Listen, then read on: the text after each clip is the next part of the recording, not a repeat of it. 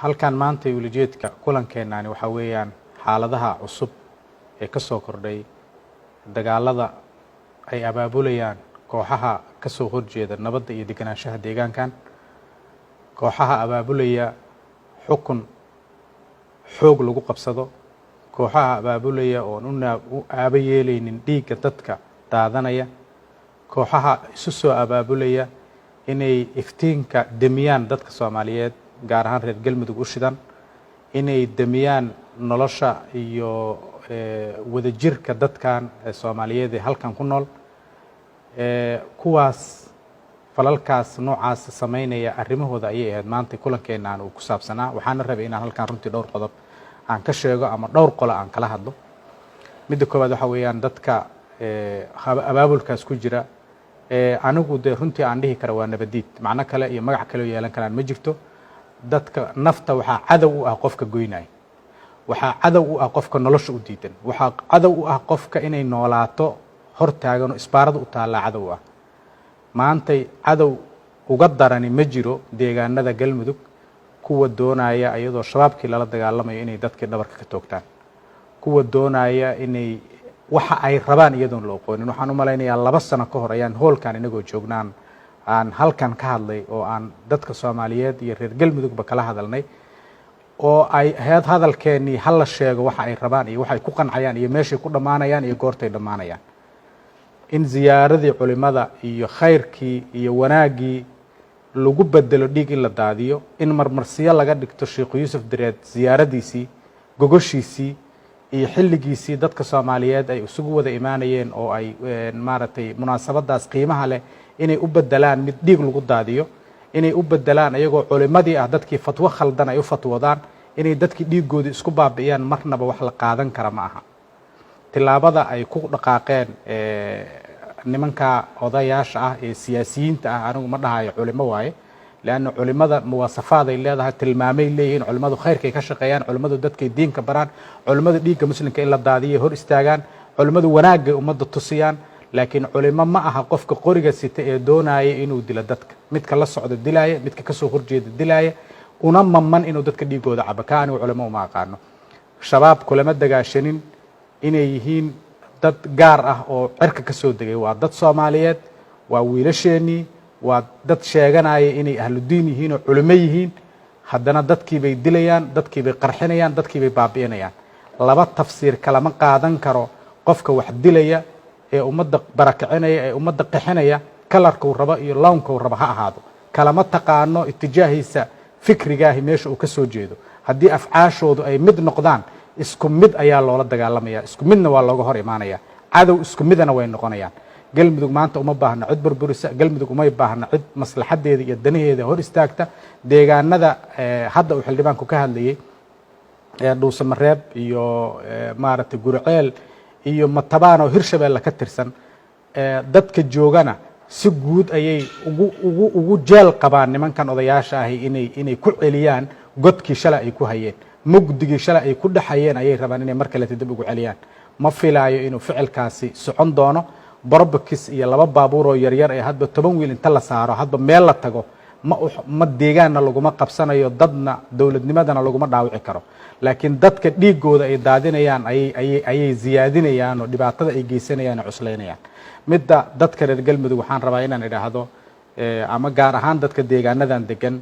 inay ilaashadaan dowladnimadooda, inay macnaha dowladnimadu waxay ku jirtaa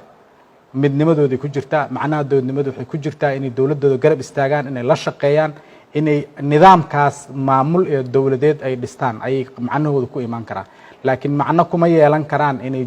jabhado cusub ee is-abaabulaya oo danta laga leeyahay ay tahay in manaasib iyo xilal lagu xaqiijiyo dhiigooda inay maanta garab istaagaan ama ay la shaqeeyaan. waan ognahay dadku inaysan taageersanayn, waan ognahay inaysan la jirin, laakiin inta yar ee weli aaminsan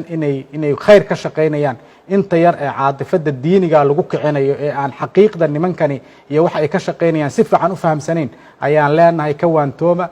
ogaada xaqiiqda dhabta ay waxay ka shaqeynayaan, ogaada sanawaadkii dhowr iyo 10 sano ah ee la soo dhaafay waxa ay ka shaqeynayeen nimankaasi, siday u shaqeynayeen xilli walba iyo duruuftay joogeen, dantooda iyo maslaxadooda sida ay hormuudka u ahayd ama ay iyadu hor socotay oo aynan marnaba u qiimeynaynin deegaanka iyo dadka ay matalaan ama ay ka soo jeedeen masaalixdooda iyo danahooda gaarka maantay qofka raba inuu galmudug matalo qofka raba inuu deegaankan magaciisa uu xil ku qabtaahi kama shaqeeyo xabad iyo dhibaato dadkan lagu rido kama shaqeeyo marka dadka walaalaha ah ee weli ku kadsoon ee haysta inay culimo iyo diin ilaalinayaan waxaan leenahay culimo iyo diin la ilaaliyahay ma jirto ee dadkiina dhinac ka raaca dalkiina iyo deegaankiina ilaashada qodobka saddexaad waxa weeyaan dad badan ayaa waxay ka hadlayaan ama siyaasiyiin ah ama dad kale oo Soomaaliyeed oo aan isleeyahay runtii xaaladda dhabta ah ma ay dareensana ama ma ay oga ee deegaanadan ka jira ayaa wax iska soo saarayaan bayaanaad iyo warar bay soo saarayaan wararkaas iyo laga yaabo mararka qaar inay dhaawac u geysanayso galmudug inay dhaawac u geysanayso deegaanadan gaar ahaan ay nimankan culayska gaarka ku sii hayaan inay dhaawacayso marka taana waxaan leenahay dadka siyaasiyiinta ay hadalladaas aan laga fiirsan soo saaraya ee qoraya mar walba waa inay ka feejignaadaan oo aysan ku kadsoomin xaqiiqda dhabta ah nin qori wata ee siyaaro ku soo gambaday ee dad reer miyiga abaabulay ee hub soo qaatay ee ciidamadii dawladda iyo shacabkii la dagaalamaya oo aan qofna dhaafaynin oo magaalooyin qabsanaya oo orodka iyo dagaalkaas ku jira inaad tiraahdo nabad ha lagala hadlo iyo hala wada fariisto iyo hala sheekaysto waxa weeyaan waxaadan fahamsanayn nooca dada aad ka hadlaysaadan fahamsanayn dadka qoriga wata ee ordaya la rooraya xabadaha ayaadan aqoonin nooca ay yihiin maxaa lagala hadlaa ninkani waa jabhad dawlad soo weerara weeye maamul soo weerara weeye raba inuu dumiyo hal hadaf uu leeyahay hadafkiisu waa inay maamulka iyo systemka ka jira galmudug inuu meesha ka baxa waaye waa inuu isagu xukumaa waxay rabaa ha ku dhinteen waxay rabaa ha noolaadeen laakiin inuu isagu yimaado weeye waliba inuu si fiican u xukumo ma ahe aakhiru rabaa inuu u diro godka hoostiisa inuu ku hayo rabaa wanaagna kuma soo u xukumo ma yaqaano laakiin wuxuu yaqaanaa inuu laba checkpoint labada dhinac ka dhigto ee uu lacag ka gurto lacagta ka aruursado baabuurta gaadiidka wadada maraysa waxa aan rahanka u nahay ee aan maanta masiirkeena iyo masaalixda dadkeenu ay ugu jiraan maaragtay ay khatarta ugu jiraan waxa weeyaan isbaaro la dhigto mareer gur iyo matabaan inta u dhaxaysa oo checkpointyaal inta laga samaysta lacag laga qaado dadkoo la xirxiro dadkoo xorriyatul qowlka lagala dagaalamo ra'yiga wanaagsan oo aan la dhagaysanin dawladnimadoo lala dagaalamo galmudugoo la baabi'iyo asal waxaa ka ah dagaalka socda iyo dhaqdhaqaaqyada socda intaasaa asal ka ah marna ma shaqaynayso uma joogno mana aqbalayno inay tallaabada noocaasi hirgasho waana laga hortagayaa tallaabo walba oo macquul ah ayaana lagu difaacaya deegaanada galmudug ciidamadeedii baa jooga maamulkeedii baa jooga annagu casaakir iyo askar ma nihin laakiin waxaan naqaanaa dadka ay ka suurtawdo masaalix iyo wanaag inay qaataan iyo kuwa kalaan kala naqaanaa shalay ninkii la karaameeyey ee markii galmudug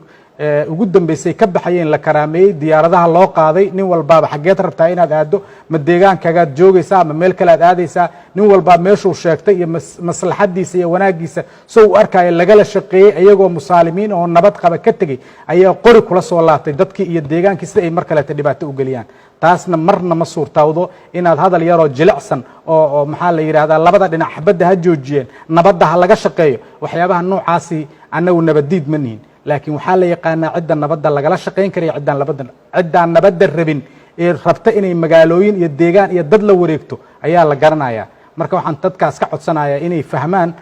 messageka iyo risaalooyinka iyo waraaqaha ay soo saarayaan nooca uu yahay inaynan ku kadsoomin siyaasad iska soo horjeedo meelo kaleeto iyo hadaf iyo ulajeedooyin iyo qorshayaal kale ee dad kale gantaalo loo wado inaan deegaan iyo dad nabada lagu dhibaataynin oon lagu dhaawicin oon colaad lagu hurin ayaan taasna ka codsanaynaa dawladda Soomaaliyeed waxaan ayadana u soo jeedinaynaa inay dawlad goboleedka galmudug iyo maamulka galmudug shaqada iyo deegaanka ay iyagu mas'uuliyadda ka yihiin oo annaga dhan aan uga wada dambayno in lagu sabood gareeyo sidii ay ammaankeeda ay u hanan lahaayeen si ay inta ka soo horjeeda oo sida khaldan maamulka dawladnimada u isticmaalaysa maanta hadduu Sheekh Shaakir ama Macallin Maxamuud Sheekh Xasan oo galmudug madaxweyne ka ahaan lahaa oo sifo sharciya inta lagu doorto ay imaan lahaayeen dhammaantood gadaashoodan taagnaan lahayn laakiin cidda doonaysa inay xilligan qarnigan iyo waqtigan iyo sanadkan la joogo jabhado ku burburiyaan dawlado iyo nidaam shaqaynaya oo dadka maslaxadooda wax un ka qabanaya waxa weeyaan ceebay ku tahay iyagana dadka Soomaaliyeedna ceebay ku tahay deegaanadana ceebay ku tahay mana shaqaynayso mana la aqbalaayo mana laga yeelaayo marka dadkuna ayay ku kadsoomin iyaguna ayaynan isku dayin tillaabooyin aan wax badan uga hirgelinin inay runtii inay ka shaqeeyaan marka intaasaan hadalkayga ku soo koobaya waa mahadsantiin. Assalaamu calaykum waraxmatullaah.